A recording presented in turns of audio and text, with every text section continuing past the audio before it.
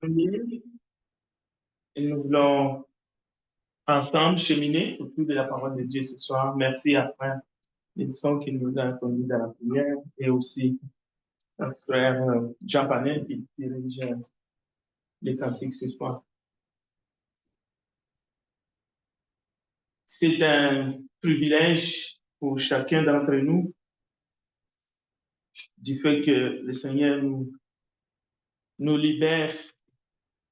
Je sais que après une longue journée de travail et avec tous les trafics, ce n'est pas vraiment évident d'arriver jusqu'ici, mais grâce à Dieu, nous sommes là et merci à chacun de faire le déplacement. Alors, nous allons nous concentrer dans l'étude de la parole de Dieu. Prenez votre Bible, comme c'est une classe, vous savez, parfois je peux mettre du temps pour voir votre bain, parce que si vous voulez intervenir, vous pouvez le faire à tout moment. Même si à la fin, des fois, je demande est-ce que quelqu'un a une question. Mais cela ne vous empêche pas tout au long de l'étude, si vous avez une question, d'intervenir tout simplement, parce que c'est une classe. C'est, comme Jean-Paul a bien dit, et même Nils l'a dit dans c'est participatif. Nous participons à l'étude, c'est une classe. Donc, merci de votre participation. Alors, dans l'Apocalypse, nous allons aller regarder les 3 assemblées qui sont restées parce que dimanche, nous en avons vu 4.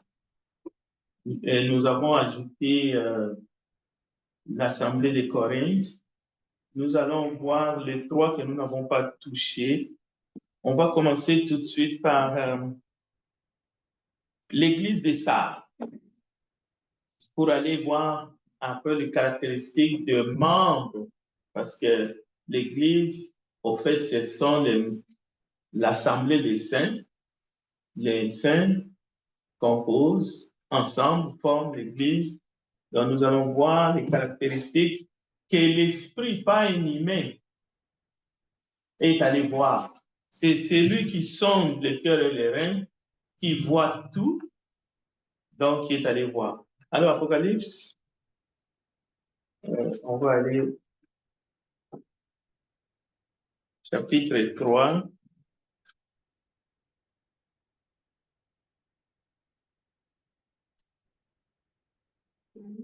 Apocalypse chapitre 3. Chapitre 3. Le message adressé à l'église des Sardes. Nous allons lire allègrement. Si vous avez trouvé, nous pouvons lire jusqu'au verset 4. 3, 1 à 4. Écrit à l'ange de l'église de Sardes. Voici ce que dit celui qui a les 7 esprits, les 7 esprits de Dieu et les 7 étoiles. Je connais tes œuvres. Je sais que tu passes pour être vivant et tu es mort. Sois vigilant et affermis le reste qui est prêt de mourir. Car je n'ai pas trouvé tes œuvres par tête devant mon Dieu. Rappelle-toi donc, comme tu as reçu et entendu, et garde et réponds-toi, si tu ne veilles pas, je viens de l'époque un voleur, et tu ne sauras pas à quelle heure je viendrai sur toi.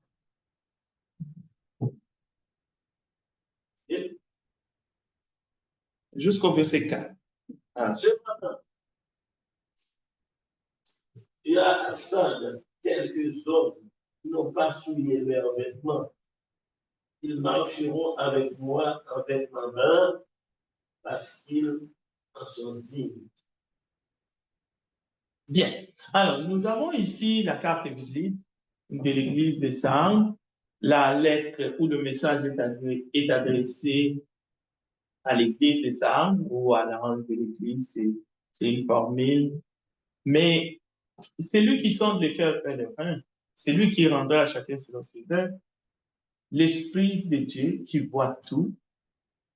Il a donné les caractéristiques des membres de l'Église des Sardes et chaque membre, lorsqu'il a entendu le contenu de cette lettre, il s'est examiné. C'est-à-dire que le message est passé. Cette Église était l'Église du Dieu vivant. Le Christ est déjà glorifié. Cela veut dire qu'il est mort, qu'il est ressuscité, qu'il est assis à la droite du Père. Alors, je crois que c'est un message pour l'Église d'aujourd'hui, pour les assemblées d'aujourd'hui. Cela veut dire, il ne s'agit pas de dire, oh, ce message-là, c'est un message vieux, ça ne concerne pas. Non.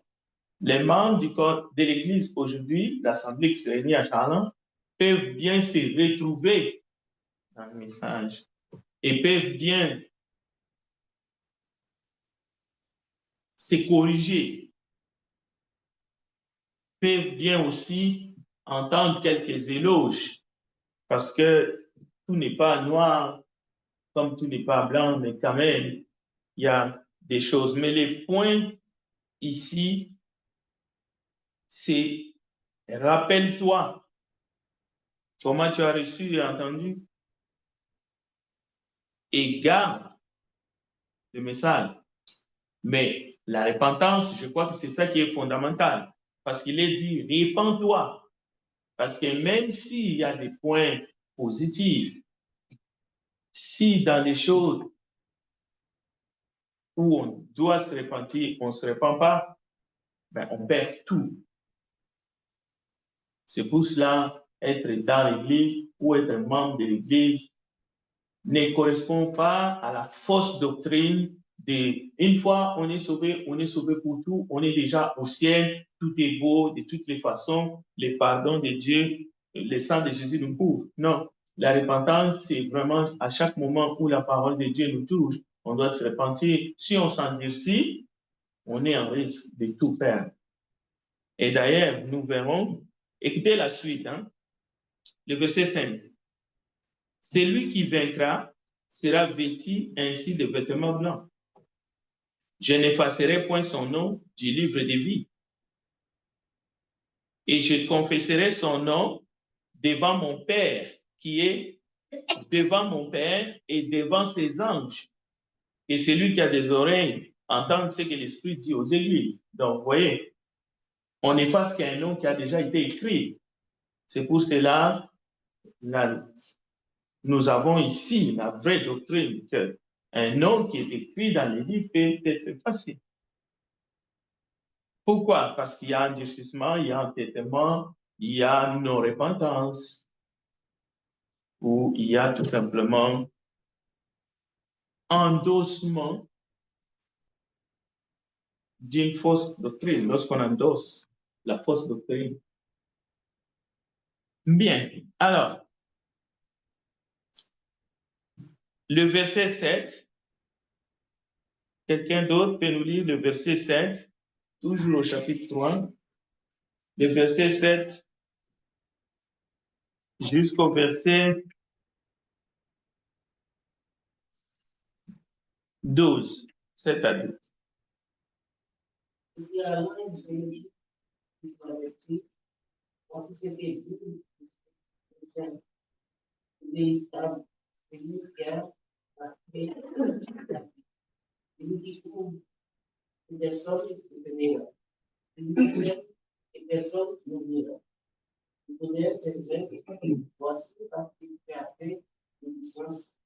Et tu as regardé la parole, tu n'as pas aimé ton nom.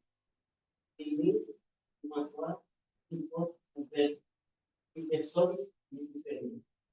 Voici, je te donne le sein de la synagogue de Satan, ces 10 ans vifs et ne le sont pas. Mais, voici, il est fermé de nous, se prosterner à tes pieds et connaître et jeter a regardé la parole de la persévérance en moi. Et d'adhérer aussi à l'aide de la relation d'avenir sur le monde entier, d'épouser les habitants de la terre. Il vient bientôt, retiens ce que tu as, afin que personne ne prenne ta couronne. Ce qui déclare de venir de lui pour la lecture du monde, et il n'en sortira plus. Et crier sur lui au nom de mon Dieu, et au nom de la vie de mon Dieu. Il a nous d'être Jérusalem, descend du ciel, auprès de mon Dieu et mon nom. Merci. Bien. Alors, la sœur Marinette vient de nous lire le message adressé à l'église de Philadelphie. Le message est clair, mais il y a beaucoup de points, beaucoup de principes que nous devons rapidement recenser pour retenir bien la leçon. Souvent, quand on lit la lettre qui est adressée à l'église de Philadelphie, on baisse tout de suite les bras. Bon, il n'y a rien à prendre, c'est l'église parfaite. C'est l'église parfaite, donc un peu, c'est comme des utopiotes. Est-ce que ça existe? Non, le message ici, ce n'est pas que l'église de Philadelphie, c'est une église parfaite. Non, ça dit qu'il n'y a rien à faire. Ils ont 10 sur 10 points. Non, c'est pas vrai. C'est pas vrai. On va regarder ça tranquillement. On va aller tirer le principe et tout. Bien. Alors, d'abord, celui qui est le saint, le véritable, c'est lui qui a la clé de David, notre Seigneur Jésus-Christ s'identifie. Il proclame clairement, lorsqu'il ouvre, personne ne peut fermer, et lorsqu'il ferme la porte, personne n'ouvrira. Eh bien, il s'agit ici, ce n'est pas la porte de l'entrée au royaume, ce n'est pas la porte du paradis, non. Il est la porte, bien sûr, la porte des brebis. Mais il est en train de dire ici,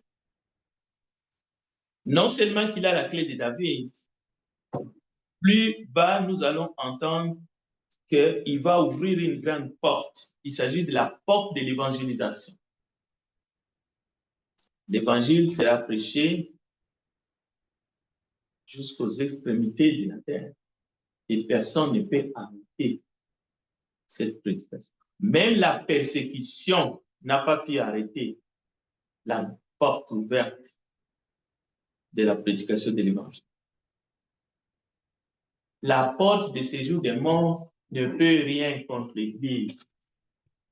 Alors, d'abord, l'Église de Philadelphie a peu de puissance. Ce n'est pas une reproche du tout. Mais elle a gardé sa parole. Elle n'a pas renié son nom. Maintenant, le Seigneur a mis devant elle une porte ouverte. Cette porte-là, c'est la porte de la proclamation de la bonne nouvelle. Et le verset 9 dit clairement, « Voici, je te donne de ceux de la synagogue de Satan qui se disent juifs et ne le sont pas, mais qui mentent. Il faut, je vais les faire venir, se prosterner à tes pieds et connaître que je t'ai aimé. » Lorsque le peuple juif a fermé son cœur, il a rejeté le Christ, Dieu n'a pas abandonné son peuple. L'évangile est allé chez ceux qui ne cherchaient pas, ceux qui ne connaissaient pas Dieu, mais la porte reste ouverte. Il faut que ceux qui ont rejeté le Christ viennent à l'évangile. Il ne s'agit pas de venir se prosterner devant qui que ce soit ou devant les païens pour être sauvés. Non. ils vont se prosterner devant le Seigneur. La Bible dit tout genou fléchira. Mais quand même, le message de l'évangile reste intact et elle est proclamée à tous. Mais notre enseignement par rapport à l'Assemblée de Philadelphie, écoutez bien le verset 10, parce que tu as gardé la parole de la persévérance, je te garderai aussi à l'ère de la tentation qui va venir sur le monde. Souvent, l'être humain a l'impression, malgré que je ne garde pas la parole, malgré que je ne garde pas la doctrine, parce qu'un jour, j'ai confessé Jésus, j'ai été baptisé, Dieu fera un miracle pour que je sois quand même sauvé. C'est ça la fausse doctrine. C'est ça la fausse doctrine. Mais au contraire, si tu persévères dans la vérité, si tu gardes la sainte doctrine, quelles que soient les tribulations, Dieu te gardera. En d'autres termes, si tu les rejettes, si tu l'abandonnes, il t'abandonnera. Donc, cette doctrine qui consiste à dire, une fois sauvé, sauvé pour toujours, elle est tout simplement fausse. Parce qu'elle donne une fausse espérance aux gens qui ne persévèrent pas, aux gens qui pensent qu'ils ont été créés pour vivre en deçà de la parole, aux gens qui abusent de la grâce de Dieu dans leur conception, dans leur tête.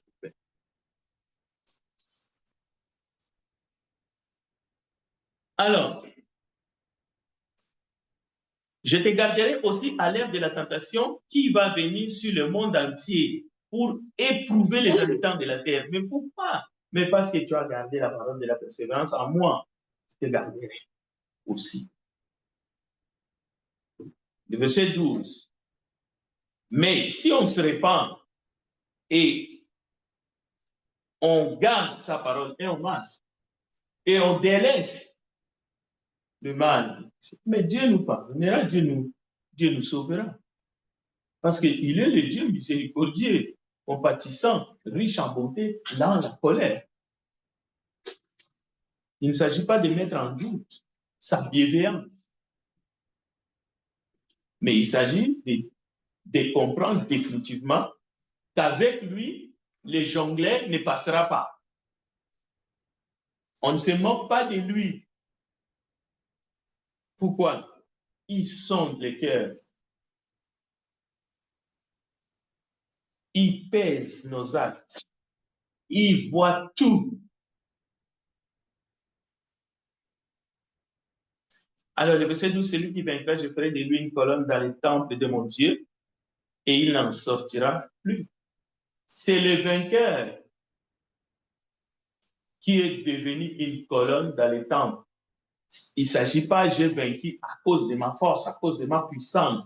Je le mérite. Non, c'est toujours par la grâce. Je persévérais dans la grâce, je persévérais dans la vérité, dans la sainte doctrine, et maintenant, il fera de moi une colonne dans le temple de son Dieu et je n'en sortirai plus. Non, il ne s'agit pas du chrétien qui un jour a confessé, c'était hypocrite, il est allé dans les fausses doctrines, et ainsi de suite, mais Dieu fera la magie pour faire de cette personne une colonne dans le temple de son Dieu. Non, c'est faux. C'est pour cela que nous devons rester sous les pieds du Seigneur. J'écrirai sur lui le nom de mon Dieu et le nom de la ville de mon Dieu, de la nouvelle Jérusalem qui descend du ciel d'auprès de mon Dieu, et mon nom nouveau. Et celui qui a des oreilles entende ce que l'Esprit Dieu dit. D'ailleurs, l'avertissement de la fin au verset 13 est capital. Toutes les assemblées dans le monde, les assemblées de Christ, les églises, cet avertissement nous concerne tous, individuellement et collectivement. En tant que membre, mais aussi en tant qu'assemblée. Nous devons avoir des yeux pour entendre ce que l'Esprit dit. Alors, à partir du verset 14, c'est la troisième assemblée, et d'ailleurs, il s'agit de l'église de Laodicée. Voici ce que dit l'Amen. Donc, c'est la 7e assemblée. Là, il se présente comme étant l'Amen. Amen, c'est-à-dire c'est la fin. Comme on dit, l'alpha et l'oméga. Il est le oui et il est l'Amen. Donc, ces lettres aux assemblées, ce sont des lettres types. N'importe quelle assemblée peut se voir ou peut se peser à travers ces lettres, peut s'examiner. Dieu ne nous traitera pas en dehors de sa parole. Ici, nous voyons comment il est avec son Église. C'est comme quelqu'un avec son épouse. Parce qu'il est qui? Il est l'époux. Donc, il s'agit de voir le Seigneur qui aime. Il a tellement aimé qu'il a donné sa vie pour l'Église. Alors, il dit, l'Esprit dit à l'Église qui est à Laodicée, voici ce que dit l'Amen, le témoin fidèle et véritable des commencements de la création de Dieu. Je connais tes œuvres, je sais que tu n'es ni froid ni bouillant. Puisses-tu être froid ou bouillant? Ainsi, parce que tu es tiède et que tu n'es ni froid ni bouillant, je te vomirai de ma bouche. Parce que tu dis, je suis riche, je me suis enrichi et je n'ai besoin de rien. Et parce que tu ne sais pas que tu es malheureux, misérable, pauvre, aveugle et nu. Et je te conseille d'acheter de moi de l'or éprouvé par le feu, afin que tu deviennes riche, et des vêtements blancs, afin que tu sois vêtu et que la honte de ta nudité ne paraisse pas, et un collier pour un de tes yeux, afin que tu vois. Moi, je reprends et je châtie tout ce que j'aime. Aie donc du zèle et répands-toi. On peut s'arrêter ici. Donc, l'église qui était à Laodicée est passée par un moment où le tueur a gagné les membres. Bon, on peut dire c'est rien. Nous avons été bouillants. Nous avons reçu la parole avec ferveur. Donc, les noms sont inscrits dans les livres de vie. Dieu nous connaît. Nous avons accueilli les apôtres. Ils ont mangé chez nous. Nous étions là au début de leur travail à Laodicée. Mais avec les temps, les hivers sont passés, les étés sont passés, les années passèrent.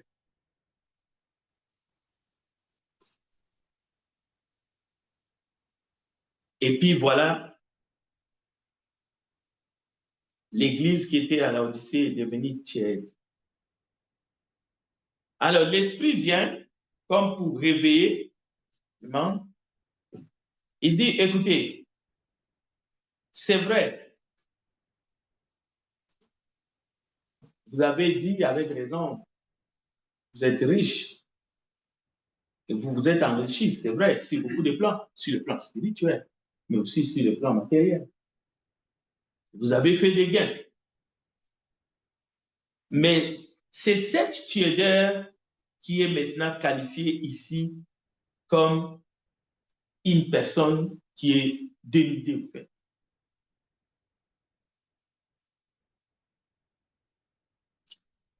La tiédeur est qualifiée ici comme une misérable, malheureux. C'est la pauvreté, mais aussi la cécité. Parce que quand on ne voit plus, on peut croire qu'on voit. Ici, ce n'est pas la cécité physique, non, c'est la cécité spirituelle. C'est-à-dire, on commence à voir les choses, mais en autre manière.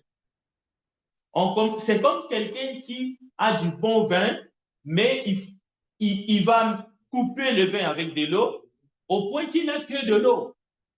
Il a tellement mis trop de l'eau, il n'a plus du vin. Donc, il ne sait plus, il ne voit plus.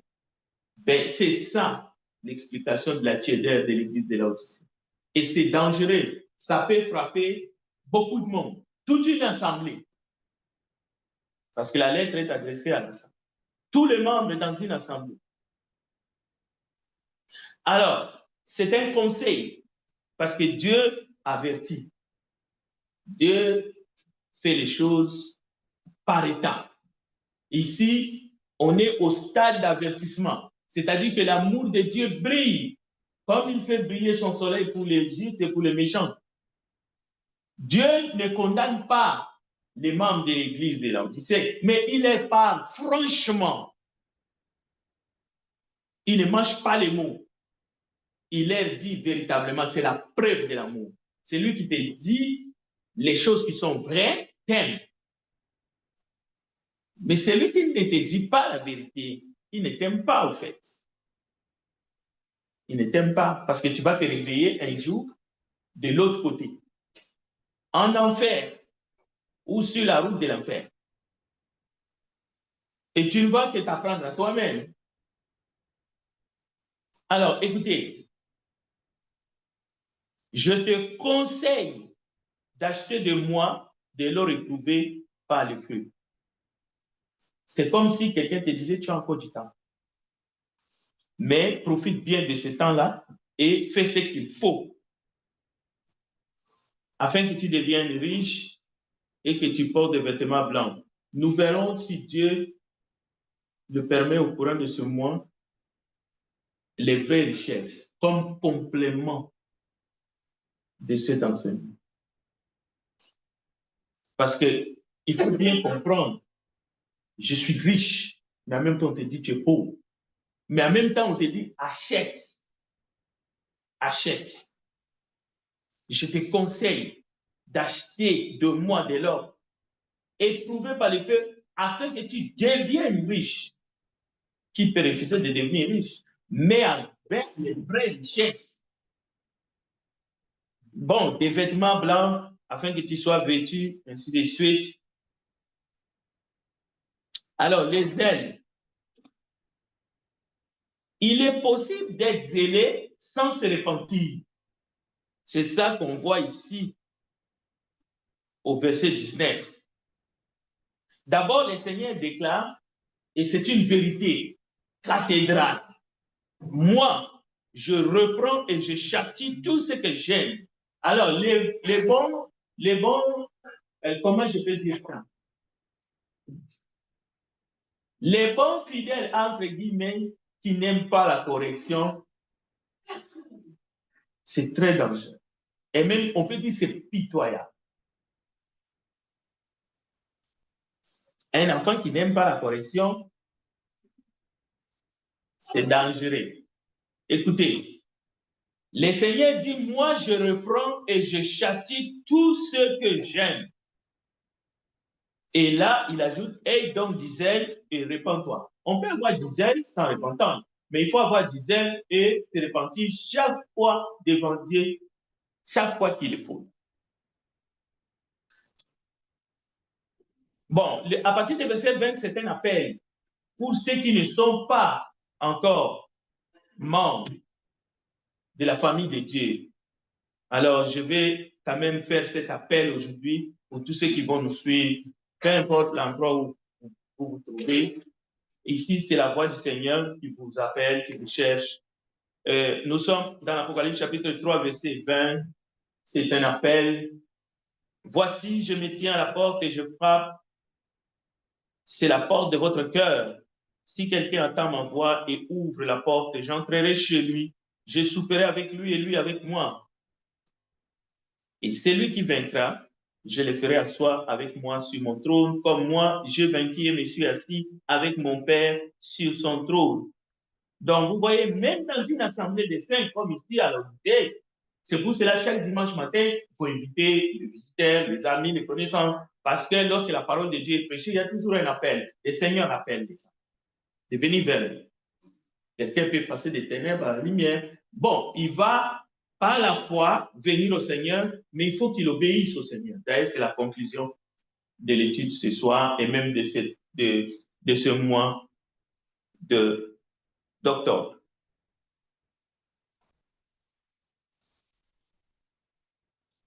Et celui qui a des oreilles entende ce que l'Esprit dit. Alors, lorsqu'il y a un appel, avec la foi, on peut s'élever et on peut obéir maintenant à l'Évangile. C'est pour cela, en conclusion, je l'ai mis d'ailleurs dans le bulletin du 27 octobre, dimanche 27 octobre, la méditation qui a été faite vendredi par notre frère Jérémie. Il a touché un très bon point, qui est aussi un appel, d'ailleurs. Mais cet appel-là, parfois, les gens l'interprètent mal. Regardez dans Jean chapitre 10, non, Romains chapitre 10. Romains chapitre 10. Et j'aimerais que quelqu'un nous lit les versets 10 et 13. 10 à 13? Oui, 10 à 13. Romains 10, 10 à 13. C'est en croyant du cœur au pardon. C'est en confessant de la bouche au pardon au salut.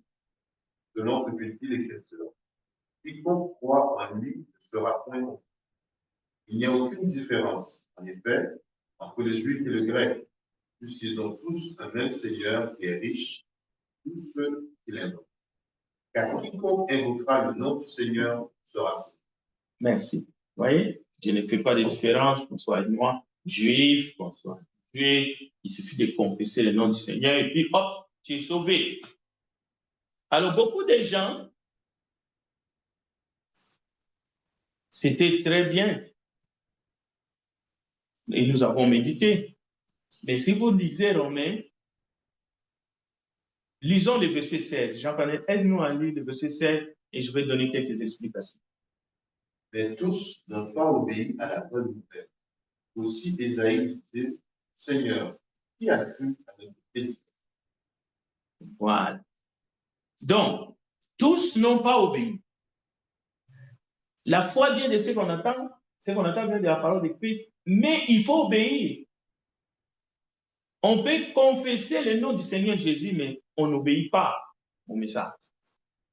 C'est ça que je vais donner comme conclusion à ces grands thèmes de la famille de Dieu, parce que l'appel de Apocalypse chapitre 3, verset 20, voici je me tiens à la porte.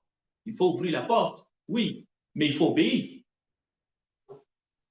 à l'évangile de Christ pour qu'il puisse vraiment s'asseoir, lui et son Père, sur le trône et qu'il vous sauve. Il faut que vous persévérez. Beaucoup de gens acceptent une doctrine selon laquelle tout ce qu'il suffit de faire pour être sauvé, c'est de confesser le nom de Jésus comme Seigneur et Sauveur personnel. Confesser Jésus-Christ est Fils de Dieu, voilà, ça s'arrête là. Le salut est dans la poche.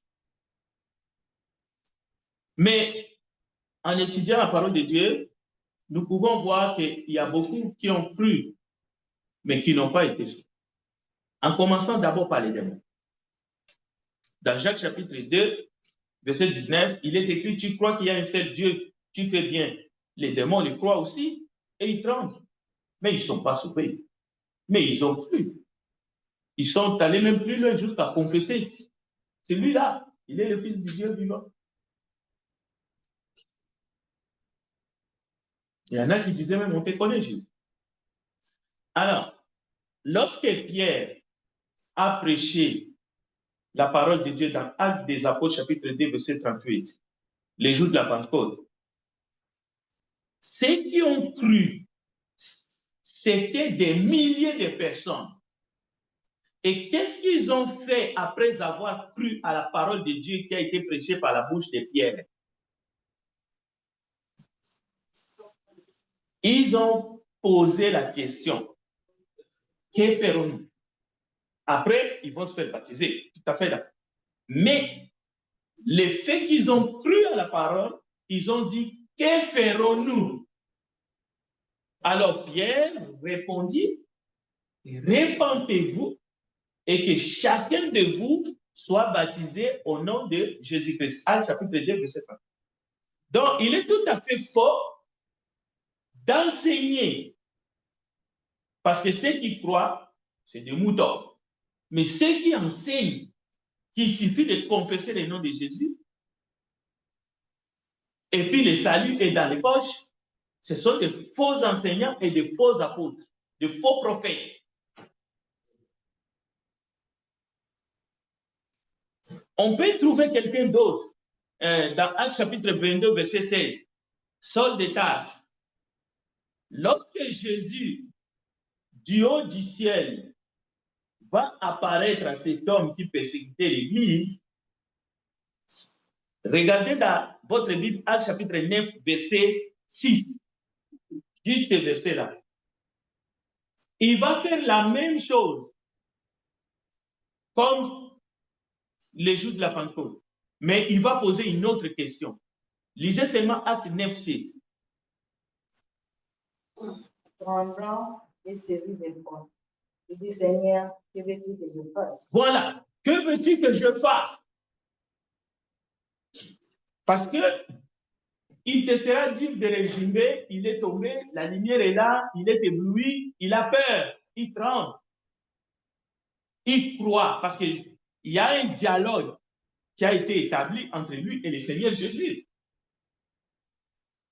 Parce que Jésus va lui dire, Saul, Saul, pourquoi me persécutes-tu? Parce que lui, qui es-tu, Seigneur?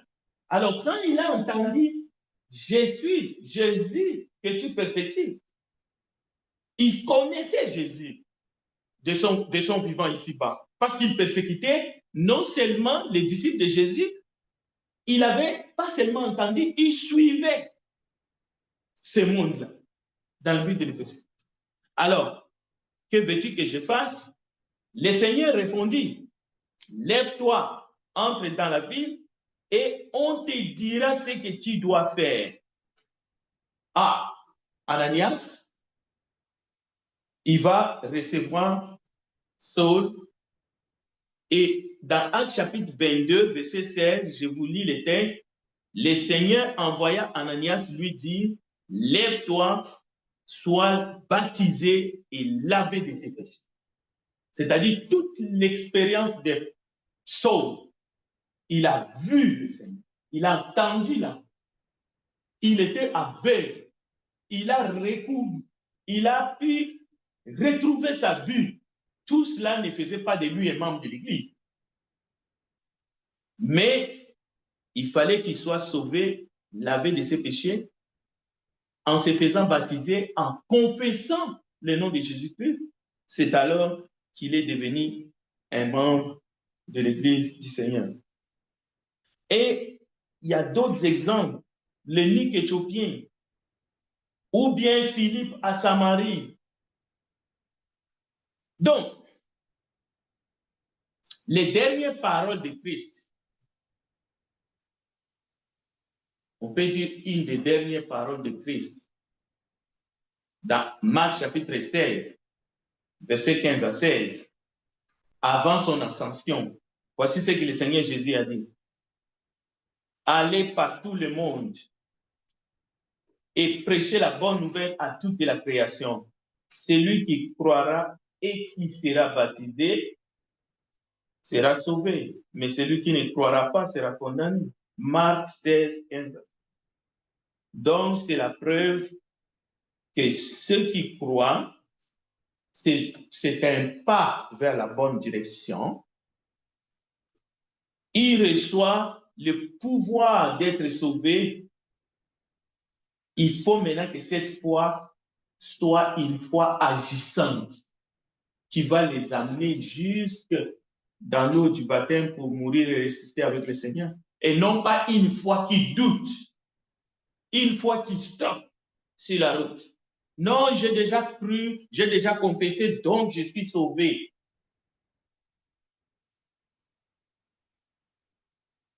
Enlever le baptême qui est le symbole de la mort et de la résurrection avec notre Seigneur dans le plan du salut, ce n'est pas une petite erreur.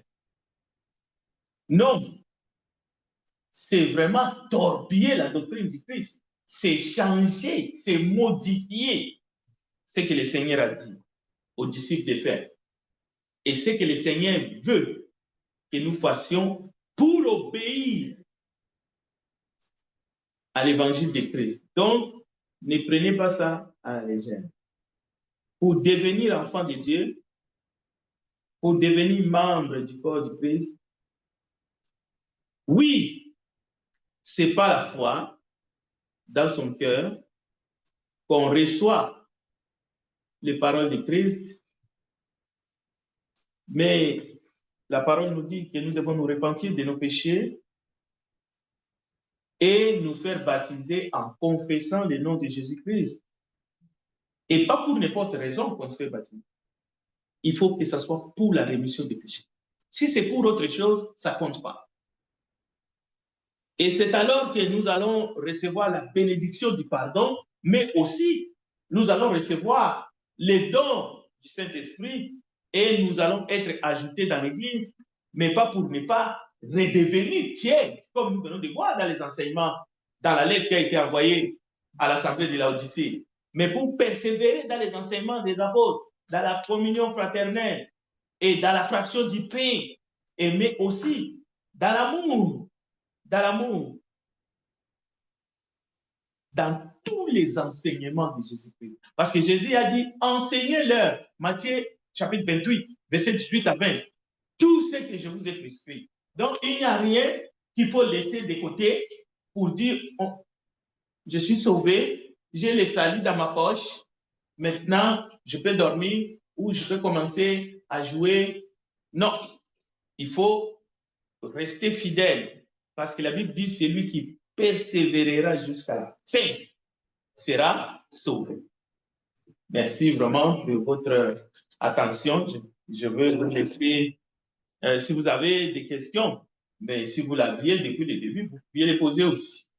Mais j'ai toujours l'habitude de dire si vous avez des questions avant de partir. Mais sachez-les, dans chaque étude, du début à la fin, vous pouvez intervenir. Si vous avez des questions, il ne s'agit pas de fabriquer des questions, non? Bien, alors, oui, frère Beauvoir. Merci beaucoup. C'est concernant la question, c'est cinquième lettre. Oui. À l'église de ça. D'accord. Nous parlons de la tentation qui va venir dans le monde. Vous pouvez les amis dans la terre. Est-ce qu'on peut dire que dès qu'on est accepté Christ, on est obligé de nous voir après le baptême?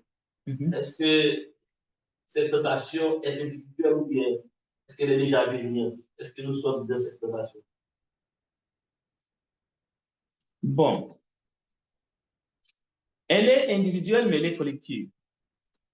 Je crois foncièrement pour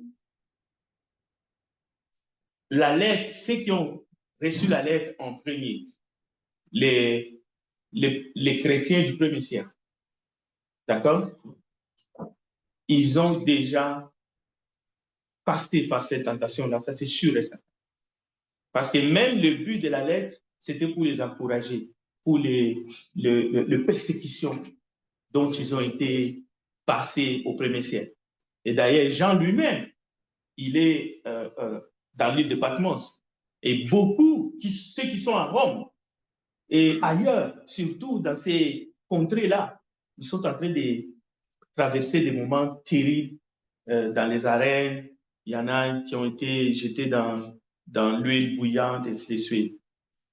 Donc, à cause de leur persévérance, ils ont été épargnés. Préservés. L'image qui me vient à l'esprit, c'est... Je vais prendre l'image plus lointaine. C'est de Daniel dans la fosse de lion. Vous voyez? Mais Daniel ne fait pas partie de ceux-là qui sont là au premier siècle, qui ont reçu la lettre. Lui, c'est avant. Mais c'est ça qu'ils ont vécu. Souvent, nous sommes étonnés. Nous disons, oh, mais ces chrétiens-là, est-ce que si moi j'étais à leur place, est-ce que j'aurais vraiment supporté? Non. Ils n'ont pas supporté en chair et en os. Dieu les a aidés, les revenus en aide. C'est pour cela que le martyr, à cause de leur foi, à cause de leur persévérance, évidemment, Dieu est venu vers eux et ils ont traversé cette tribulation. Mais l'Église continue en étant sur la terre d'être éprouvée. Ça, c'est clair et net. Et ça, c'est sur le plan individuel, mais aussi sur le plan collectif. Nous venons de passer le Covid, mais il y a d'autres choses même à venir. Même quand un évangéliste est dans un terrain où vraiment il ne peut pas annoncer l'évangile, où on brûle un lieu d'adoration, ça fait partie de toutes ces tentations-là que le Seigneur continue à nous préserver dans notre vie en tant que membres, mais aussi dans la vie. Merci beaucoup pour la question. En tout cas, je vous remercie. Je vais laisser à notre frère Raphaël de nous diriger. Je n'ai pas les annonces à faire, sinon, vendredi, nous serons ici pour l'intercession. Que Dieu vous bénisse.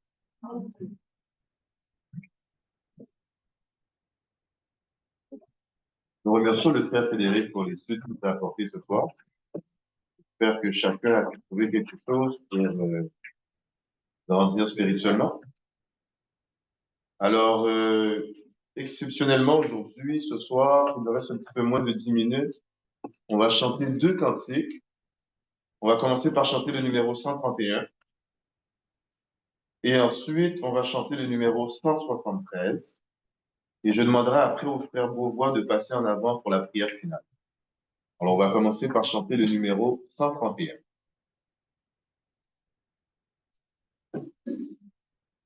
Miséricorde insondable, Dieu peut tout pardonner. À soudain si grand coupable, et Jésus, je viens à toi, tel que je suis, je viens à toi. Jésus, je viens à toi, tel que je suis, prends-moi. Longtemps je loin de sa face, provoquer son secours. Prenez mon cœur à sa grâce, blessé de partout. Jésus, je viens à toi, tel que je suis, je viens à toi. Jésus, je viens à toi, tel que je suis. Prends-moi. Oh, Jésus, à toi, je viens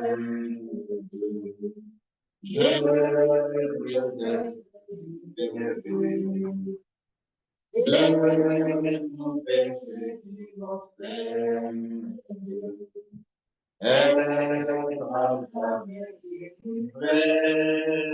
Jésus,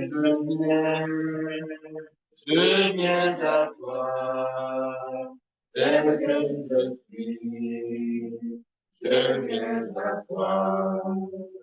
Jésus, je viens à toi, tel que je suis. Prends-moi. Alléluia, plus de doute.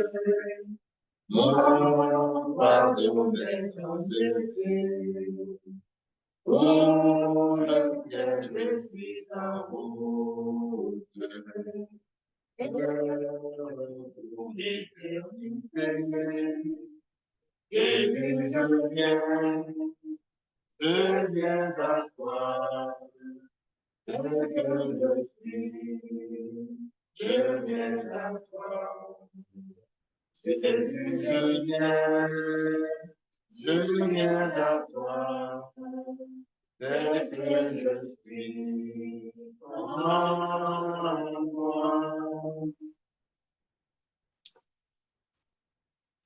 Nous allons enchaîner avec le numéro 173, toujours dans le champ de l'histoire, le numéro 173. Ensuite de ça, le frère Beauvoir va passer en avant, le frère Emmanuel Beauvoir pour conclure avec une prière. Je demanderai de vous mettre debout. Nous allons chanter le numéro 173. Je m'approchais de toi. Je m'approchais de toi. Source de vie, source de vie. Mon sauveur, fais qu'il entende mon cœur. Fais qu'il entende mon cœur. Viens me parler, viens me parler. Oh, mon divin sauveur.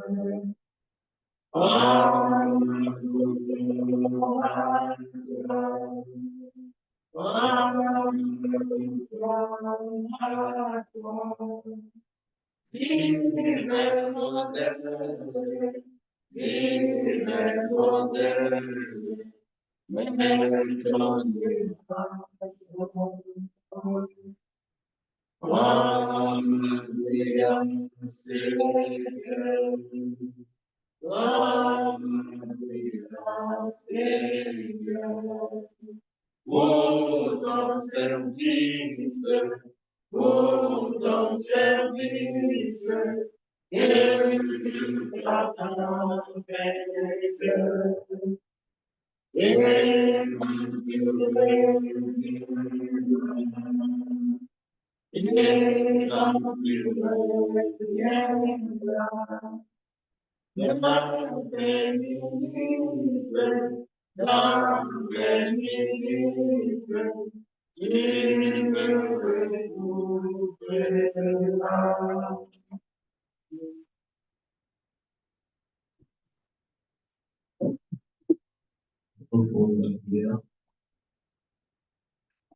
Dieu d'amour, Dieu pour écran, te disons merci Seigneur pour ce bon moment que tu nous fais passer ensemble ce soir à l'étude de ta parole. Je demande au Seigneur de bénir notre frère Frédéric et sa famille, afin qu'il est toujours présent pour notre travail, Seigneur. Je demande pardon pour tous nos péchés, pour ceux qui faisons, Seigneur, qui sont contre la parole. Et quand nous sommes arrivés, Père Saint, pour aller gagner notre demeure, je demande de nous protéger au plus là haut, Seigneur, de te parler de tout accident, de toute mauvaise chose, Seigneur. Je demande de nous bénir, Seigneur, tous ceux qui sont ici et ceux qui nous écoutent par notre plateforme, Seigneur. De bêtises tous ces paroles, tous ces masses, de nous préciser, Seigneur. Amen. Amen.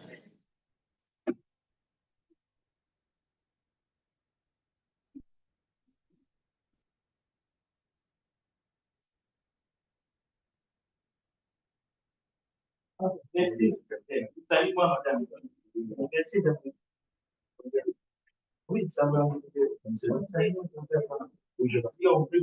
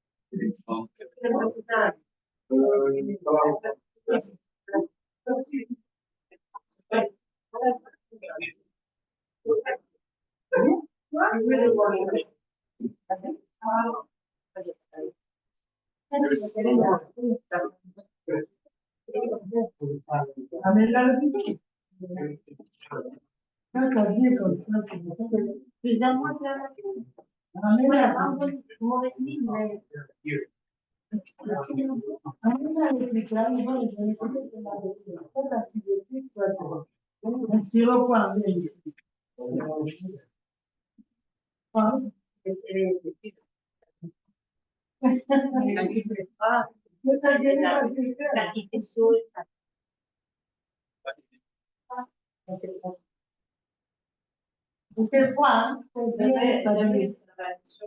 Vale, ma la persone va sono partite dopo internet.